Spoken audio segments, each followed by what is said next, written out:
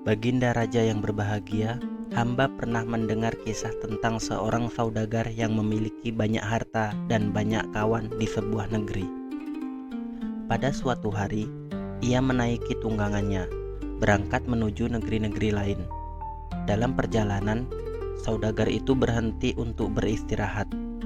Setelah melepaskan pelana dari tunggangannya, ia duduk di bawah sebuah pohon. Ia mengambil remukan roti dari kantong pelana dan memakannya dengan kurma. Selesai memakan kurma, ia melemparkan bijinya. Tiba-tiba muncullah jin ifrit yang tinggi besar. Di tangannya terhunus sebilah pedang. Jin itu mendekati saudagar. "Hai manusia, bangunlah," hardik jin ifrit. "Aku akan membunuhmu sebagaimana engkau telah membunuh anakku." "Bagaimana mungkin aku telah membunuh anakmu?" tanya saudagar.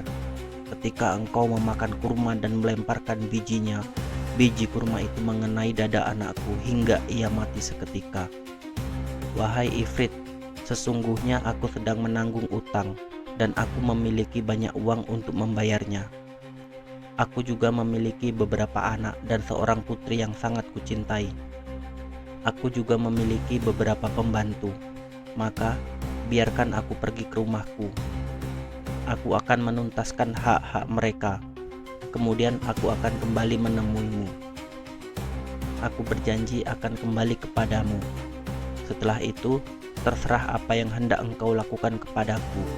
Hanya kepada Allah lah aku berserah diri," pinta saudagar. Jin ifrit lalu menerima perjanjian dengan saudagar itu dan membebaskannya. Maka saudagar itu kembali ke negerinya dan menuntaskan seluruh keperluan dan memberikan segala sesuatu yang menjadi hak orang lain. Ia juga memberitahukan kepada istri dan anak-anaknya mengenai apa yang menimpanya. Mereka pun menangis. Demikian pula seluruh pelayannya. Kepada mereka semua, ia berwasiat bahwa ia akan tinggal bersama mereka hingga akhir tahun. Kemudian ketika sudah tiba waktu yang dijanjikan, saudagar itu mempersiapkan kain kafan dan membawanya dengan cara menjepitnya di ketiak. Ia berpamitan kepada istrinya, seluruh keluarga, dan para tetangganya. Ia tetap berangkat meninggalkan mereka, sekalipun diiringi oleh ratapan dan tangisan yang menyayat hati. Setelah melakukan perjalanan beberapa lama, ia tiba di sebuah kebun. Ia pun beristirahat dan menunggu kedatangan jin ifrit. Hari itu adalah awal tahun baru. Pada saat ia duduk sambil menangis meratapi nasib yang akan menimpanya, tiba-tiba ada orang tua yang sedang menuju ke arahnya. Orang itu menuntun seekor kijang. Ia memberi salam kepada saudagar dan dibalas dengan ramah. "Apa yang menyebabkan engkau duduk di tempat ini, padahal ini adalah tempat jin?" tanya orang tua itu. Sang saudagar kemudian menceritakan peristiwa yang dialaminya dengan jin ifrit. Berikut sebab-sebab yang menjadikan ia duduk di tempat tersebut. Orang tua pemilik kijang itu merasa takjub.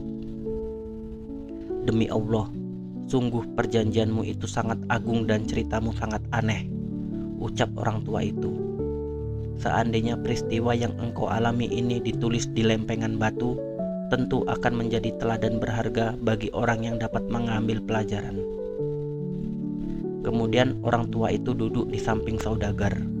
"Demi Allah," kembali orang tua itu bersumpah, "aku tidak akan beranjak dari sisimu sebelum menyaksikan apa yang akan terjadi denganmu dan jin ifrit itu." Demikianlah, orang tua itu duduk di samping saudagar.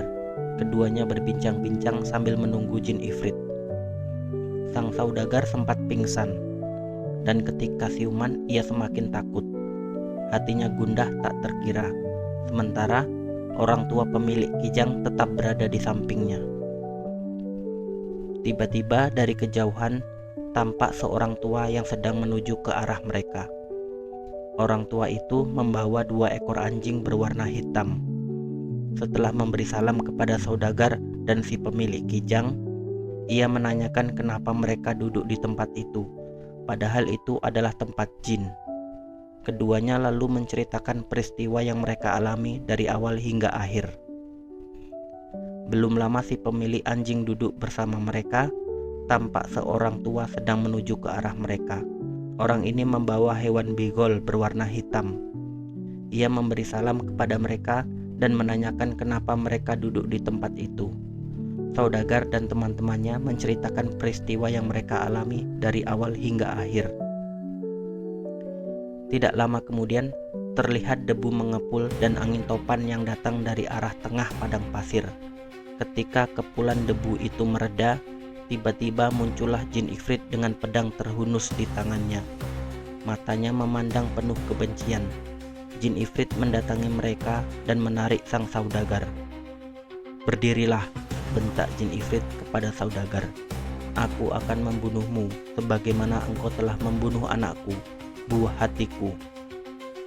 Sang saudagar menarik napas kuat-kuat dan menangis.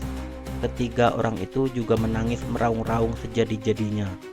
Beberapa saat kemudian, orang tua pemilik kijang telah sadar dan mampu menahan diri. Ia mendekati jin dan mencium tangannya.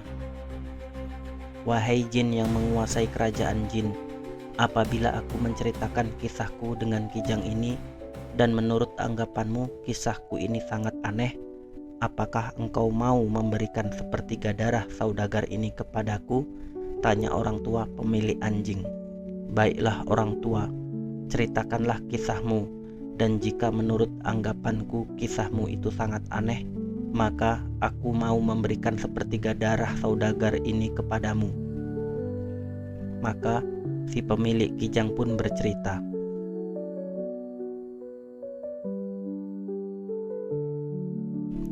"Ketahuilah wahai jin ifrit, sesungguhnya kijang ini adalah anak perempuan pamanku, masih termasuk darah dagingku. Aku mengawininya saat ia masih kecil. Aku tinggal bersamanya dan menganggapnya bagaikan anakku sendiri.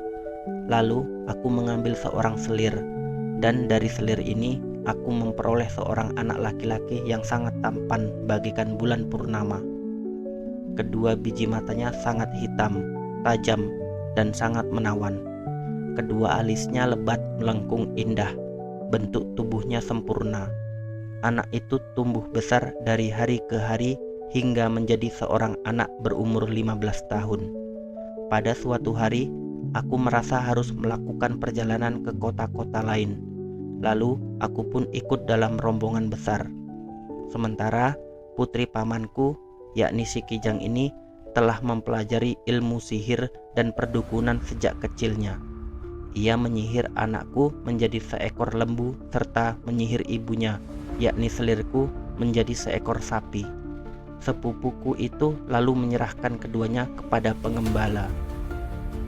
Beberapa lama kemudian, aku kembali dari perjalanan serta menanyakan tentang anakku dan ibunya. "Selirmu telah mati dan anakmu melarikan diri. Aku tak tahu kemana perginya," jawabnya. Maka aku melewatkan hari-hari selama 1 tahun dalam kesedihan dan menusuk hati. Setiap hari air mataku tumpah, sehingga tatkala tiba hari raya kurban, aku mengutus pelayanku untuk memesan seekor sapi yang gemuk kepada pengembala. Ia pun datang dengan seekor sapi betina yang gemuk, yang kemudian ku ketahui bahwa ia adalah selirku yang telah disihir oleh kijang ini. Aku menyingsingkan lengan baju dan mengambil pisau dengan tanganku sendiri. Saat aku bersiap-siap untuk menyembelihnya, tiba-tiba sapi betina itu menangis meraung-raung. Aku terkejut dan menghindar darinya. Aku lalu memerintahkan kepada pengembala untuk menyembelihnya. Maka sapi betina itu pun disembelih. Ketika pengembala itu mengulitinya, ia tidak mendapatkan lemak dan daging. Ia hanya mendapatkan kulit dan tulang. Aku merasa menyesalkan penyembelihannya, namun penyesalanku tiada berguna. Aku memberikannya kepada pengembala. "Bawakan aku seekor anak lembu yang gemuk," tanyaku pada pengembala. Pengembala membawakan seekor anak lembu yang gemuk untukku, yang kemudian ku ketahui bahwa ia adalah anakku yang telah disihir menjadi anak lembu. Ketika anak lembu itu memandangku, ia memutus tali pengikatnya dan bergulung-gulung di hadapanku sembari menangis meraung-raung. Aku merasa kasihan kepadanya. bawakan aku sapi yang lain dan biarkanlah anak lembu ini, kataku pada pengembala. Tidak terasa, Ratu Sahrazad telah bercerita sepanjang malam. Pagi sudah menjelang, ia pun berhenti bercerita. Alangkah indahnya cerita kakak, kata Dunyazad. Ini belum apa-apa dibandingkan cerita selanjutnya. Aku akan menceritakannya kepada kalian pada malam yang akan datang. Jika aku masih hidup dan dibiarkan saja oleh Baginda Raja, ucap Ratu Sahrazad. Aku tidak akan membunuhnya sampai aku mendengar kelanjutan kisahnya, batin sang raja. Kemudian ketiganya melewatkan malam itu dengan saling memeluk mesra hingga pagi hari. Raja Sahrayar keluar meninggalkan istananya menuju balairung kerajaannya. Sang wazir datang dengan membawa kain kafan yang diselipkan ke ketiaknya. Raja Sahrayar menjalankan pemerintahan, memberikan keputusan hukum, dan mengurusi masalah-masalah kerajaan lainnya. Hal itu berlangsung hingga di penghujung siang hari. Raja tidak pula memberikan keterangan apapun kepada wazir tentang Ratu Sahrazad. Wazir pun merasa sangat heran. Kemudian balairung kerajaan ditutup dan Raja Sahrayar kembali ke istana.